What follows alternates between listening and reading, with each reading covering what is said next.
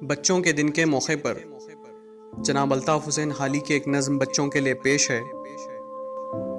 माँ बाप और उस्ताद सब हैं खुदा की रहमत, है रोक टोक उनकी हक में तुम्हारे नेमत।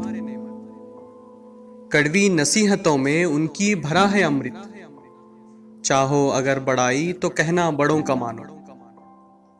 माँ बाप का अजीजो माना ना जिसने कहना, दुश्वार है जहां में इज्जत से उनका रहना। डर है पड़े ना सदमा जिल्लत का उसका सहना, चाहो अगर बड़ाई तो कहना बड़ों का मानो। तुमको खबर नहीं कुछ अपने भले बुरे की, जितनी है उम्र छोटी उतनी है अक्ल छोटी। है बेहतरी इसी में है जो बड़ों की मर्जी, चाहो अगर बड़ाई तो कहना बड़ों का मानो।